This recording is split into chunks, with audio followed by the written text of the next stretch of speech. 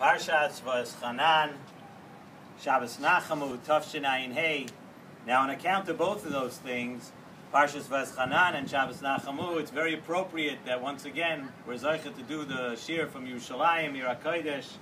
First of all, Shabbos Nachamu, what better place is there to see the city of Yerushalayim, to understand that this is the place where we want to be back, and this is what we're really missing.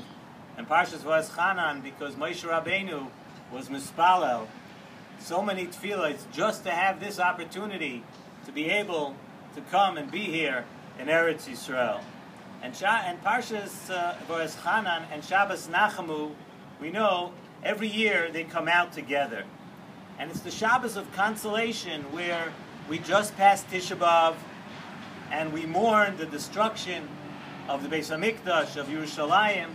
And what we do, we pick ourselves up and we, so to speak, we like dust ourselves off and we look for a way to cope and move forward. We look for ways to console ourselves.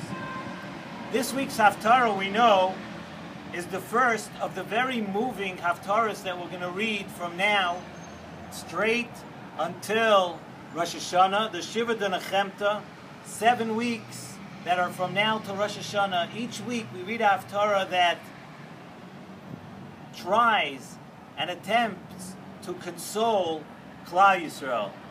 And I was just thinking to myself, before we get to the Nesivos Shalom on this week, I was just thinking to myself that really, there's really a very, very important reason, and another reason why we have the perpetual connection of Parshas Vaeschanan and the Haftarah of Nachamu, Nachamu Ami. And you know, if you think to yourself, if a Yid thinks to himself that, look, we've been doing this every single year, over and over, we have Tisha B'Av, and after Tisha B'Av, we have Shavuos B'Tammuz, we have the 3 weeks, we have Tisha B'Av, and after Tisha B'Av, we ask Hashem once again, we read the Haftarahs, and we ask Hashem, please bring the prophecies of the Navi in the Haftarah to life. And then you know what happens? Another year goes by, and here we are once again, a few days after Tisha B'Av, and the cycle just repeats itself and repeats itself over, and each year we get down on the floor on Tisha B'Av and we cry, and we ask Hashem to please bring us back, and then we console ourselves, and then Galgala Chozer comes around, it goes again, and here we are once again. And another Tisha B'Av has come and gone, and we remain without the Geula and without the Beis HaMikdash. So you know what we do? We read the Haftarah of Nachamu, Nachamu Ami. We read the Haftarah of Nachamu by Parshas Vaeschanan. You know why? I was thinking to myself that Parshas Vaeschanan has something very, very similar to that. We find that Parshas Vaeschanan represents the idea of never giving up.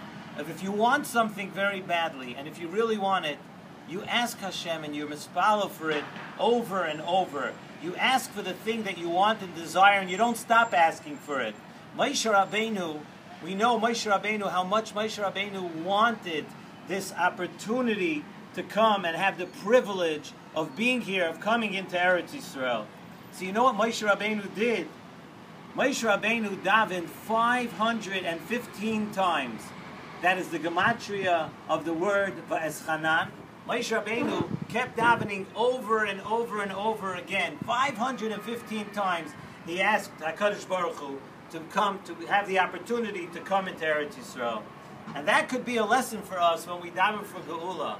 Moshe Rabbeinu davened so many times over. So we read the Haftarah of Parshas Nachamu on this Shabbos, and we say, even though it seems like we keep on going around and around again, and we keep on asking, and we keep on staying in this Gullus, the idea is that if you really want it so badly, you have to continue to daven. Kave'el Hashem, chazak v'yametz libecha, v'kave'el Hashem. You have to do it again. You can never give up. And we have to continue to daven for the real consolation, for the time when all our troubles, personally and for Klal Yisrael, when all our troubles will be a thing of the past. Let me just move on a little bit to a thought from the Nesivos Shalom on this week's parsha, on Parshas Vaeschanan. The Nesivos Shalom asks a question on what we just talked about. We find that Moshe Rabbeinu was mispalel 515 times to go into Eretz Yisrael. And we all know that Moshe Rabbeinu was the quintessential Eved Hashem. Moshe Rabbeinu only wanted to do what the Ratzon of Hashem was. So how come Moshe Rabbeinu, after being mispalel a few times over and over again, and HaKadosh Baruch Hu, please allow me to go into Eretz Yisrael, and HaKadosh Baruch Hu said, no, Moshe Rabbeinu, you're not going to be able to go into Eretz Yisrael. So why didn't Moshe Rabbeinu take a stop? He saw after a while that it's the will of Hashem that Moshe Rabbeinu not go into Eretz Yisrael. Why did Moshe Rabbeinu keep on going on and davening to go in? Also, the Or Chaim HaKadosh mentions an interesting point, that had Moshe Rabbeinu been Zoiche to go into Eretz Yisrael, and had the Beis HaMikdash been built when Moshe Rabbeinu was there would have never come a time that the Beis HaMikdash could be destroyed. And in a way, Zok the Or Chaim HaKadosh, that it was, in a way, good for Klal Yisrael, that HaKadosh Baruch Hu, that when Klal Yisrael did Averos, HaKadosh Baruch Hu took it out, Al Eitzim V'Avanim. HaKadosh Baruch Hu, instead of taking it out on the people of Klal Yisrael, HaKadosh Baruch Hu was able to take it out on the destruction, unfortunately for us, but on the destruction of the Beis HaMikdash. So the Or Chaim says it would have been impossible for that to happen. If Moshe Rabbeinu would have come into Eretz Yisrael, it would have been such a complete thing that HaKadosh Baruch Hu would have never been able to take it out and destroy the Beis HaMikdash. If Chas v'Shalom, Klal Yisrael had to be punished, there wouldn't have been an opportunity to take it out on the Eitzim V'Avanim, on the actual structures of the Beis HaMikdash. Chas v'Shalom, it would have had to been Klal Yisrael themselves. So Zok the Or Chaim HaKadosh, Moshe Rabbeinu, and Nesivos Shalom asks, Moshe Rabbeinu had to have known that too. Why did Moshe Rabbeinu want to go into Eretz Yisrael? Why did Moshe Rabbeinu feel so strongly if it may have affected Klal Yisrael in the future negatively? It says in Nesivos Shalom a beautiful yesod.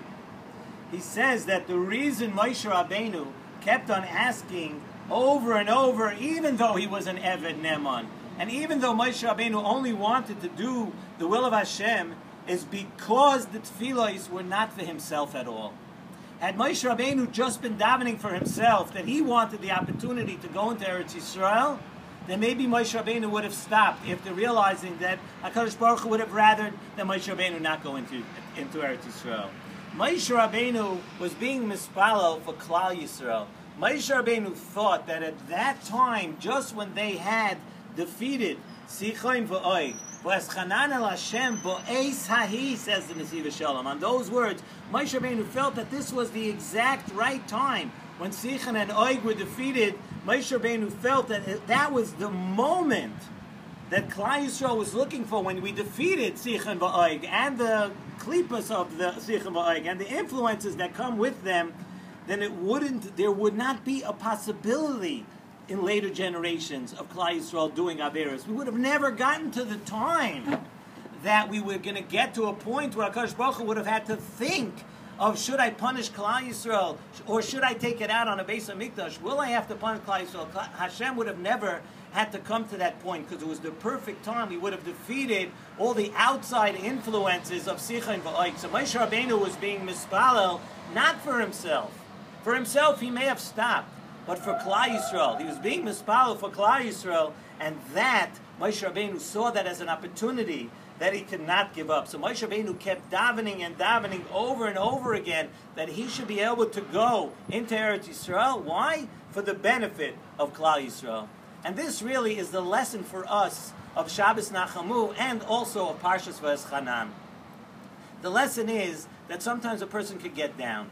You can get down, you could think that I'm mispalel, I look for things, I want things, I long for Yerushalayim, I long for Eretz Yisrael so much. Or even if you're being mispalel for something else, and you know, like we said, it goes by and time goes by and you're asking, you don't see necessarily that you've been answered. You don't see that it's there. So the lesson of Shabbos Nachamu is that we have to keep on asking for the consolation. Keep on trying. Keep on being mispalel.